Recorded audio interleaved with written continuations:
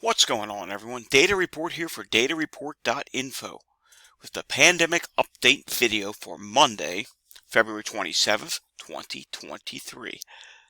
So far today, there has not been a lot of news to report on today, but I am going to give you some reminders today. And first off, I do want to start off with what news we do have, and I found this to be interesting. So hospitalizations, Dr. Dr. Ding, tweeted this earlier. Hospitalizations in Europe, or in England, this is England specifically, are starting to rise again. On January 23rd, you can see they were at 3,925. These are admissions now. And then the following week, there was 4,620 something, and then 5,054, and then February 13th for that week, 5,600, and look what happened on the 23rd, 6,274. And you can see here the colors represent the age, 0 to 5, 8 to 64, 65 to 84, and so on. This represented all ages, showing a rise in hospital admissions.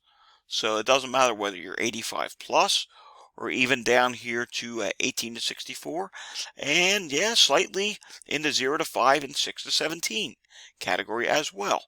There's a rise in hospitalizations, so that's not good. Also, we have this to report on. There was an outbreak, this is in Ontario, at the Northumberland Hills Hospital. Additional cases of COVID have been detected, and people have been tested, and they're testing positive, and the outbreak has been extended. I didn't know there was actually an outbreak going on in this organization. Found this earlier today. Cannot seem to find the original article stating when this outbreak started, but as of February 22nd and February 23rd, several restrictions and measures were put into place, and this outbreak does appear to be going. So maybe perhaps it started back on the 22nd, given we're now at February 27th. All right, this reminder.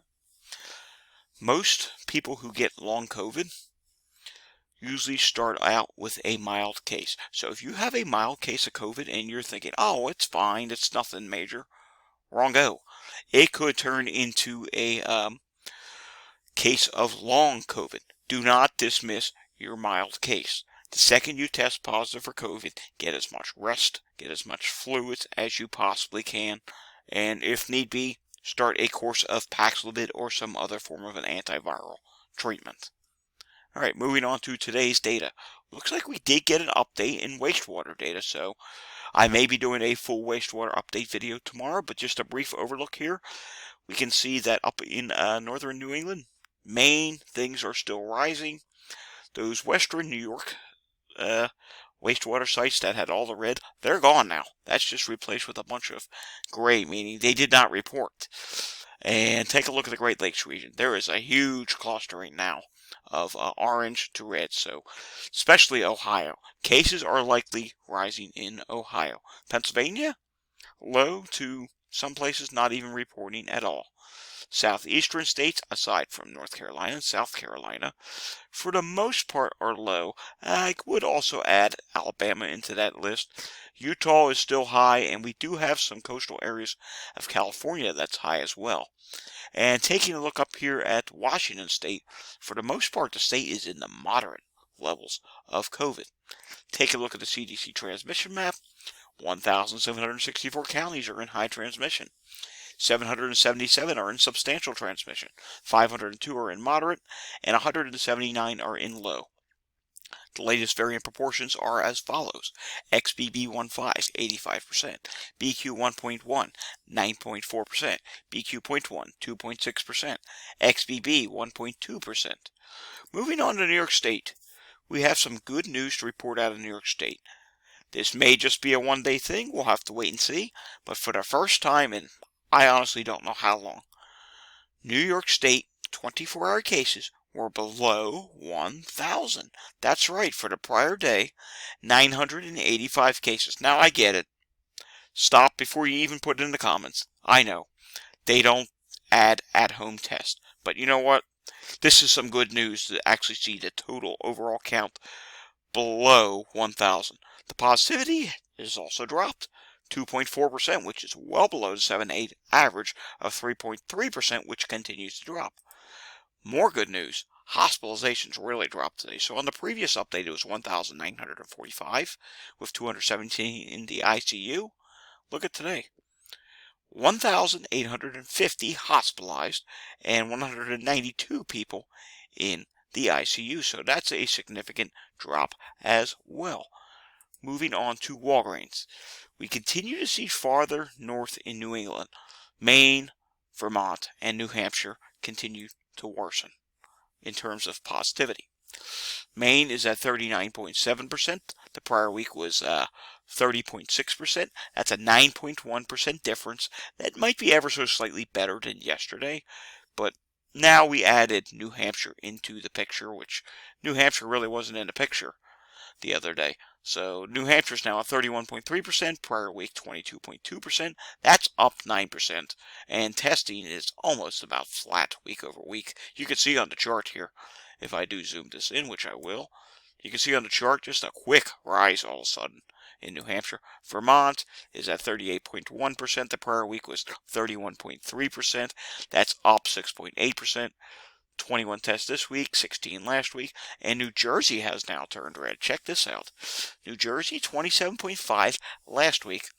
Prior week is 24.6%. So, excuse me, let me correct myself. 27.5 this week, 24.6% last week, up 2.9%. Delaware is dropping from where they were last week, and by a good amount. 27.8% this week, 36.2% last week. That's a difference of down 8.3%. But then you have Virginia, which is starting to rise, 29.4% this week. That's up 1.7% from 27.7% last week. West Virginia has also started rising again, 33.3% this week, 31.4% last week. That's up 2%. Then you come down here to Florida. Florida is not really moving all that much. I know it says down 2.2%. It's 30.8% this week. Prior week, 33.0%. But look here at the overall trend. It's not really going anywhere. But eventually, we know Florida is going to have somewhat of a spring wave. The problem is, Florida is not very good about getting tested. But we got to keep an eye on it because March is coming and spring break is going to be starting up pretty soon in Florida. Taking a look at Texas. Texas is 33.9% this week, 30.3% last week, up 3.5%. Wyoming, we've been watching this, 23.5% this week, 15.2% last week. That is up 8.4%. And let's check out Hawaii. What's going on here? Hawaii's coming up bright red. 20% this week, 14.6% last week. Difference of 5.4%. But look at this. Hardly anybody getting tested. Only 15 tests this week versus 41 tests last week, which even that's not a lot of tests. So a part of their problem is they simply need more people to get tested. Taking a look at the hospitalizations, 26,725 people in the United States are hospitalized for COVID.